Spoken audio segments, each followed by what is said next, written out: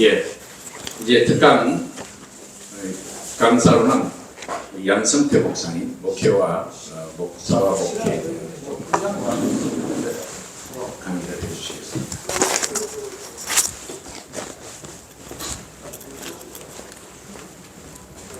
얼마 정도 걸리죠? 한 25분. 한 20분 정도. 네. 동영상 올리고 돼요.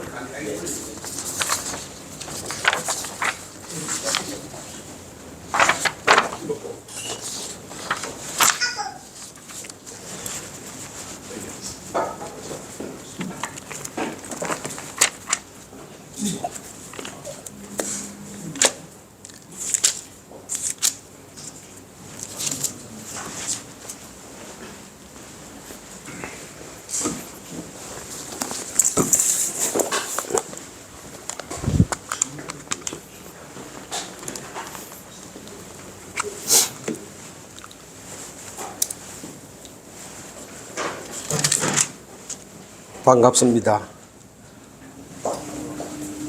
성경 말씀 에베소서 4장 11절에서 20절까지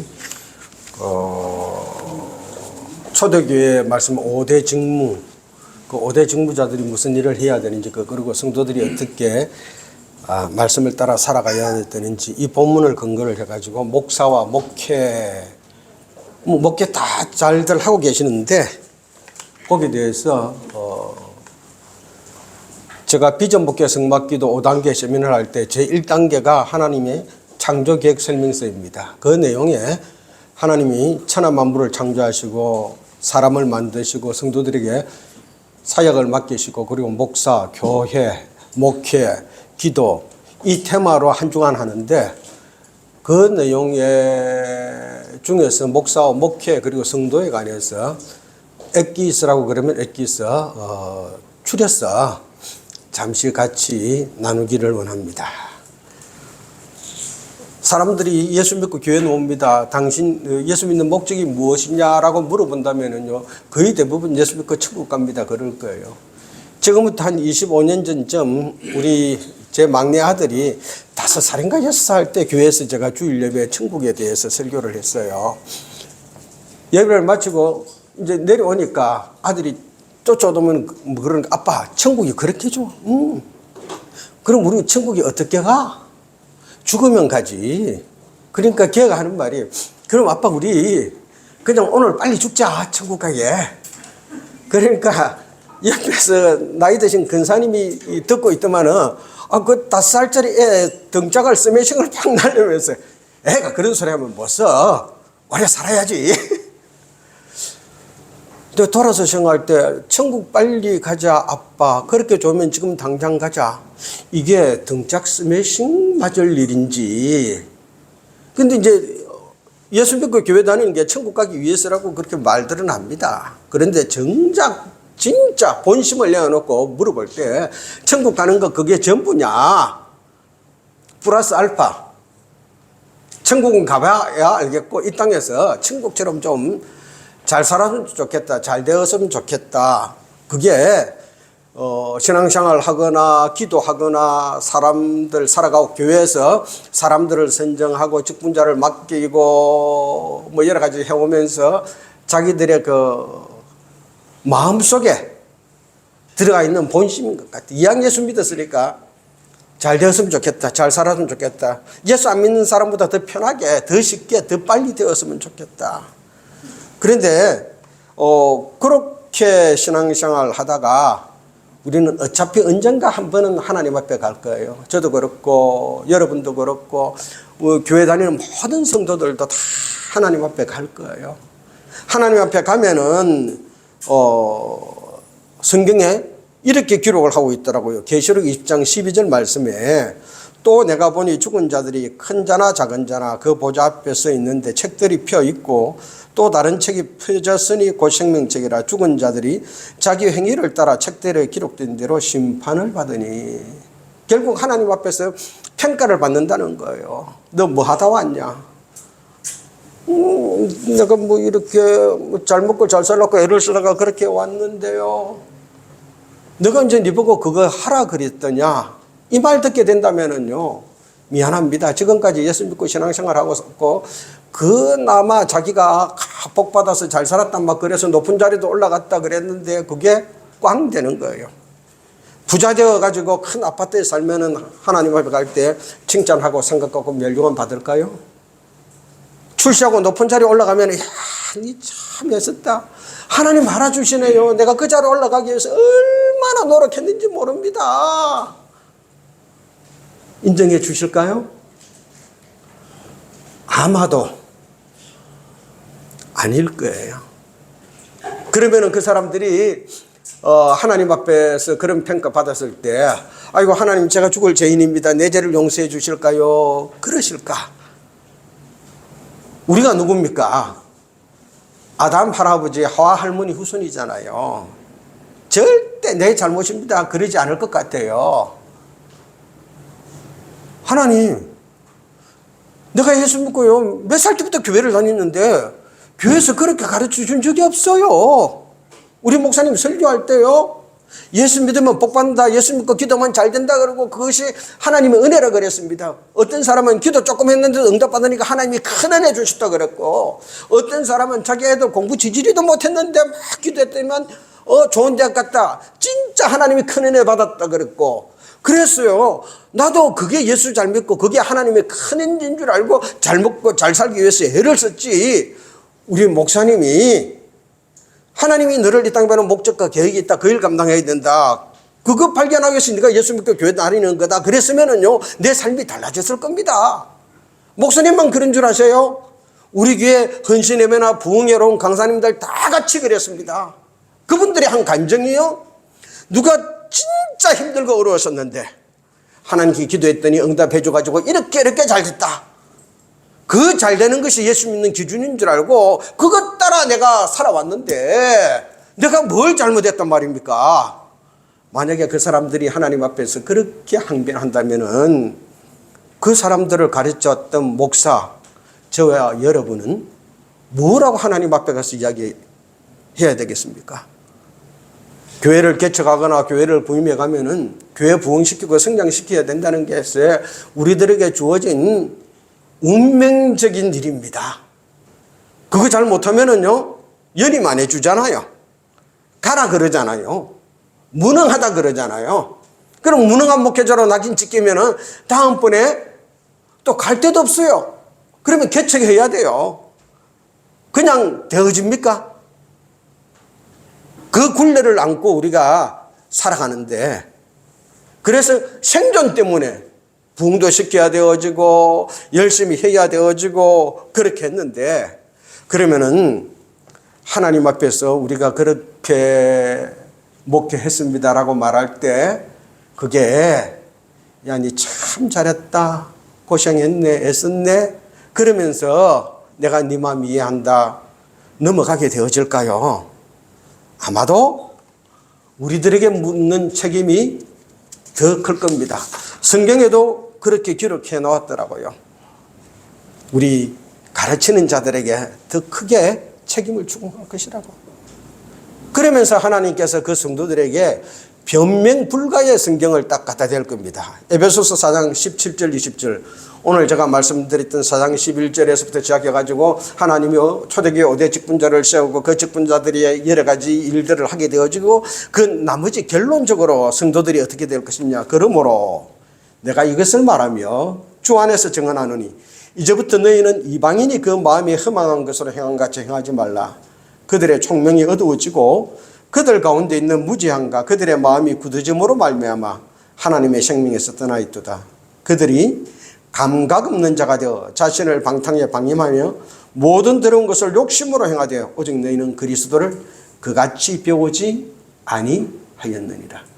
오직 너희는 그리스도를 그같이 배우지 아니하였느니라. 초대교회 성도들이 예수 믿을 때 예수 믿으면 복받는다, 예수 믿으면 출세한다, 예수 믿으면 잘된다. 그래서 예수 믿는 사람 없습니다. 바울이 바로 옆 동네에서 돌에 맞아서 죽은 줄 알고 갖다 내다 버렸습니다. 그런데요 졸도했다가 꾸육꾸육 일어나가지고 걸어가서 자기 동네에 와서 복음을 전하는 거예요. 옆 동네에서 예수 믿어라고 그러다가 맞아 죽을 뻔했다는 걸 알았습니다. 그럼에도 불구하고 그 동네 사람들이 예수 믿었습니다. 예수 믿으면 바울처럼 그렇게 된다는 겁니다. 예수 믿고 잘 살고 잘 되고 복 받고, 초기 교회 사도행전 성경 기록에 보면은요 없습니다. 예수 믿으면 고난이었습니다. 핍박이었습니다. 박해였습니다. 추방이었습니다. 살 길이 막혔습니다. 그럼에도 불구하고 생명의 주 예수 그리스도를 그들은 믿었습니다. 그같이 배우지 아니하였기 때문에. 하나님은 모든 사람을 이 땅에 보내는 목적과 계획이 있습니다. 한 사람도 그냥 온 사람 없습니다. 하나님이 우리를 만드시고 하나님의 창조 계획과 목적에 따라서 때가 되어서 나를 이 땅에 보낸 겁니다. 에베소서 2장 10절 말씀입니다. 우리는 그가 만드신 바라 그리스도 예수 안에서 선한 일을 위하여 지으심을 받은 자니 이 일은 하나님이 전에 예비하사 우리로 그 가운데서 행하게 하려 하시느니라. 그리스도 예수 안에서 지었습니다. 하나님이 전에 예비한 대로 그 가운데서 행하게 하기 위해서 때가 되어서 하나님이 정한 장소가 있기에 그곳으로 보냈습니다. 다시 말하면 하나님의 창조 계획과 목적에 따라서 그 사람이 해야 할 때가 되어서 해야 할 장소로 보낸 겁니다. 하나님은 아담과 하와를 만드시고 에덴의 동산으로 인도하십니다. 창세기 2장 8절에 이렇게 말씀하셔요. 여호와 하나님이 동방의 에덴을 창설하시고 그 지으신 사람을 거기 두십니다. 아담과 하와를 에덴에 두셨다 그랬습니다. 왜? 그곳에서 생육하고 번성하고 정복하고 지배하고 다스리라는 겁니다. 내가 만든 세계를 이제는 너희들이 다스리라. 에덴에서부터 다스림을 시작해서 이 다스림을 확장하여서 저 바다의 고기와 저 공중의 새까지 이 땅 끝까지 다스림을 확장하는 것이 너희들의 할 일이다. 하나님은 아담과 하와에게 사역의 장소로 에덴을 주었습니다. 그리고 또 나를 보낼 때가 되어서 나의 장소, 그 사역지, 나의 에덴으로 출생시키고 보내신 겁니다. 어떤 사람은 잘나서 강남에 간 것이 아니라 강남에서 해야 될 일이기 때문에 하나님이 강남으로 보냈고, 어떤 사람은 지리산에서 해야 될 일이기 때문에 지리산에 보낸 것이지 그 사람이 무능하고 못나서 그런 것 아닙니다. 그런데 사탄 마귀는 우리를 유혹합니다. 야, 네 부모를 봐라. 네 부모를 봐라. 얼마나 가난하냐. 그러니까 네가 지리산에 태어나서 지리산에서 살 수밖에 없는 거야. 사탄 마귀는 그렇게 우리를 유혹합니다. 그러면서 흑수저라고 말합니다. 그 유혹과 그 게임에 빠져나가 버리는 순간 우리는 아담과 하와가 사탄의 유혹과 게임에 빠져가지고 하나님과 비교한 것처럼 세상 이웃과 비교하면서 하나님이 나를 이 땅에 보는 본분에 대해서는 생각지도 않고 잊어버리고 이 세상의 끝과 비교하면서 이생의 자랑과 안목의 정욕과 이런 것들 추구하면서 살게 되어지는 것입니다. 이렇게 살아가는 사람들이 예수를 믿고 교회에 왔습니다. 그러면은 우리가 이 사람들을 바르게 목회해야 될 책임이 우리에게 있습니다. 다시 말해서 예수를 믿고 교회에 왔다. 그러면은요, 모든 사람들의 그 인식이 이렇게 바뀌어져야 됩니다. 아, 저 사람은 잘 먹고 잘 사는 길 포기했네. 오늘부터 하나님의 이 땅에 많은 목적과 계획대로 살기로 작정했네. 그래서 교회 갔구나. 불신자들이 교회 다니는 사람들을 보고 저 사람들이 누군 줄 아냐? 이 세상에서 잘 먹고 잘 사는 길과는 상관없는 사람들이야. 오직 하나님이 나를 이 땅에 보내는 목적이 무엇이고 계획이 무엇인지 그거 깨닫고 그거 발견하고 그거 감당하며 살려고 하는 사람들이 교회에 다니는 사람들이야. 교회가 이 사실을 깨우쳐주는 곳이 되어지고 기도원이 사람들을 이렇게 변화시키는 장소가 되어지고 우리들의 목회가 사람들을 그곳으로 안내하고 그곳에서 그 일을 감당하며 살 수 있도록 해산하는 수고를 다하는 일이 되어져야 됩니다. 지금까지 세상에서 잘 먹고 잘 살기 위해서 찌들렸던 그 사람이 예수를 믿고 교회에 왔으니 이제부터는 완전히 180도 턴 하나님이 보낸 목적과 계획대로 살 수 있도록 해산하는 수고. 지금까지 세상에서 때묻었고 오염되었던 그 모든 성격과 성질과 삶을 목사의 가슴에 담고 하나님의 행상을 회복하고 하나님의 보낸 목적과 계획을 감당하는 사람으로 다시 태어나기 위하여 그 한 사람을 위하여 해산하는 수고.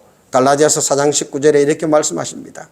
나의 자녀들아, 너희 속에 그리스도의 행성을 이루기까지 다시 너희를 위하여 해산하는 수고를 하노니. 그래서 목사의 그 목회 때문에 이 사람이 그리스도 안에서 새 사람이 되었어. 예수님이 내 죄 때문에 십자가에 못 박혀 죽었구나. 그래서 다시는 사람들이 자기 자신을 위하여 살지 않게 하기 위하여 예수님이 돌아가셨구나. 지금까지 잘 사는 길, 부자 되는 길, 성공하는 길, 쉬운 길, 편한 길 쫓아가는 그 모든 삶은 십자가 아래 다 묻어버리고 그리스도 안에서 새 사람으로 태어나서 그 일을 감당하는 것. 이런 목회, 그런 목회를 우리가 했으면 할 수 있기를 진정 바랍니다. 그런데 우리 목회 현실이 이 근본적인 걸 몰라서 안 하자는 건 아니잖아요. 그렇게 해야지 하면서도 불구하고 이 현실이 자꾸 발목을 잡는 거예요.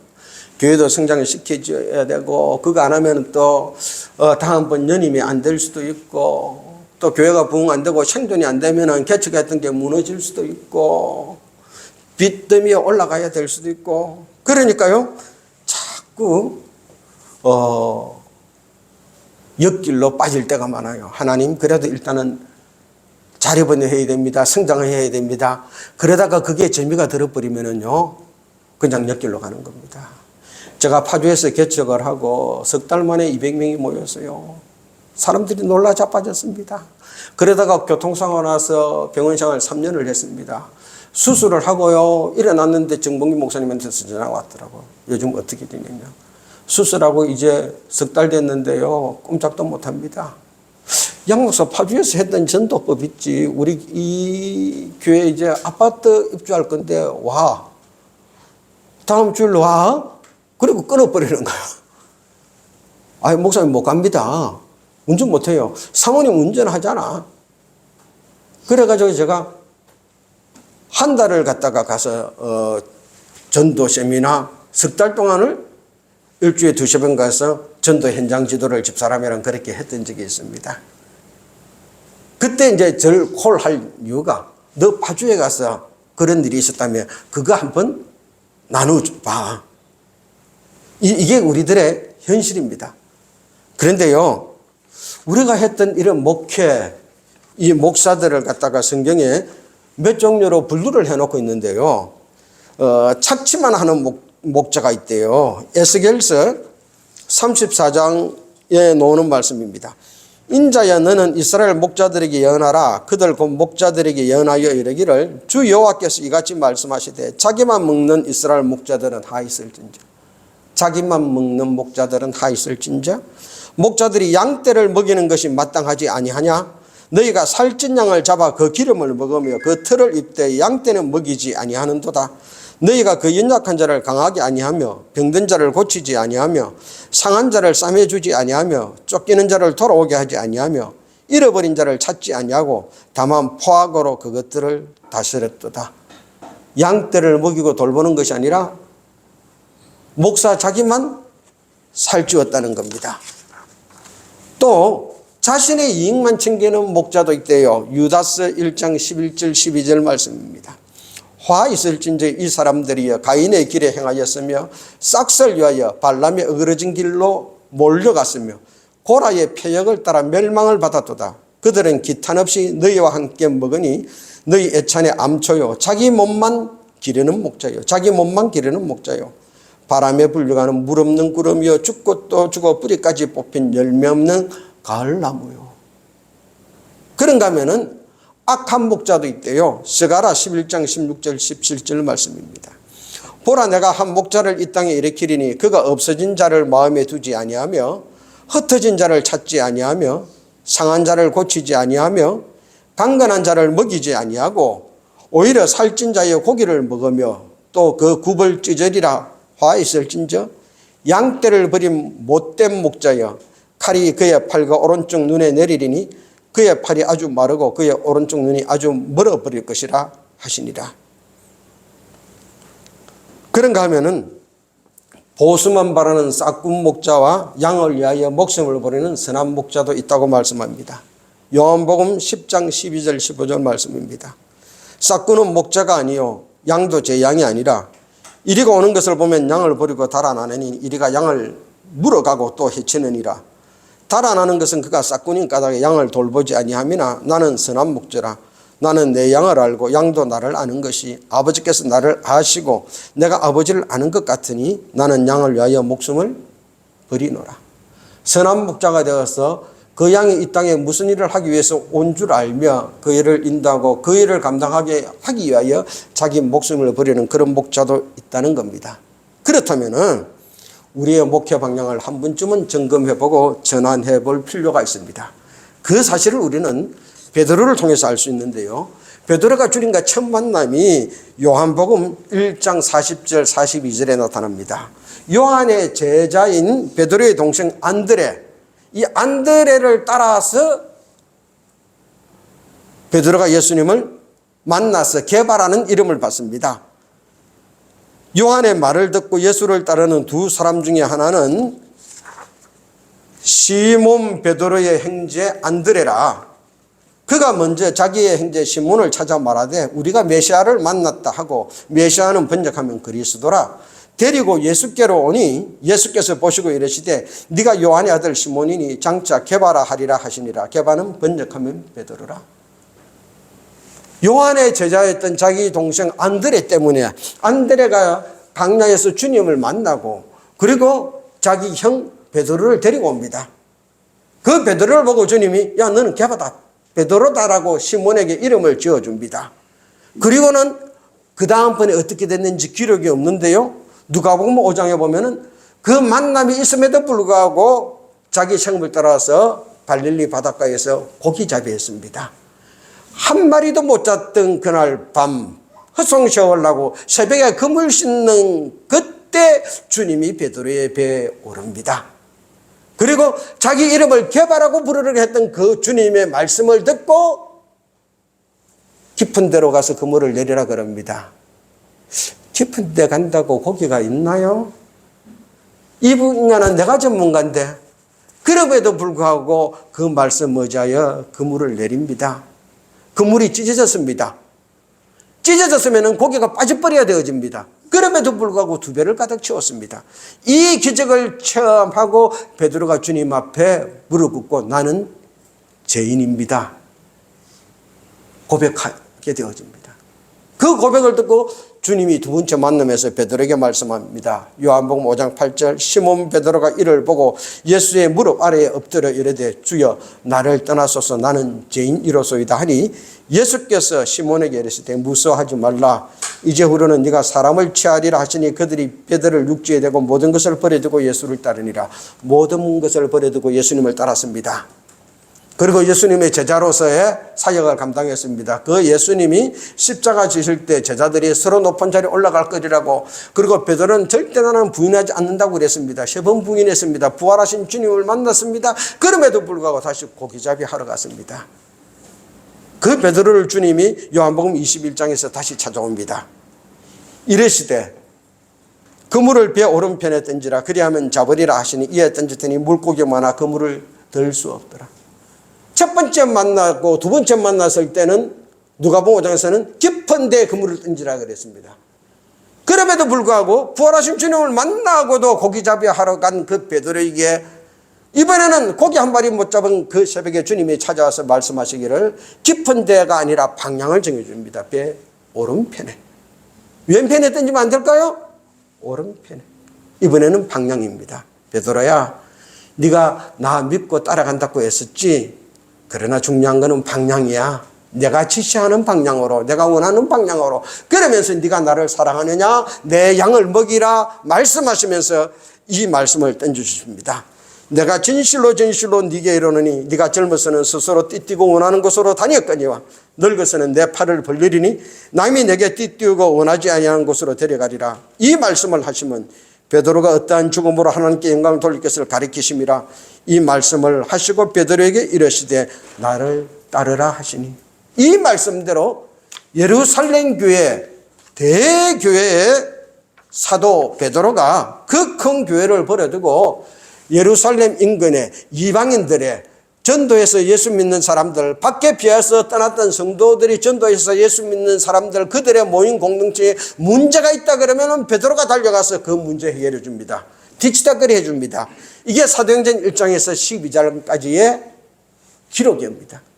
예루살렘 교회 목사로서 군림할 수 있고 누릴 수 있고 애엠할 수 있습니다. 그럼에도 불구하고 그 자리 다 내려놓고 이제 각 개척한 교회 성도들에게 문제가 있으면은 자기가 먼저 달려가서 어떻게 하는 것이 예수를 바르게 믿는 것인지, 어떻게 하면 성령 충만하고 하나님이 이 땅에 보낸 목적과 계획을 따라서 살아가는 것인지 그것을 가르쳐주고 할 수 있도록 이끌어가고 인도하는 삶을 살았습니다.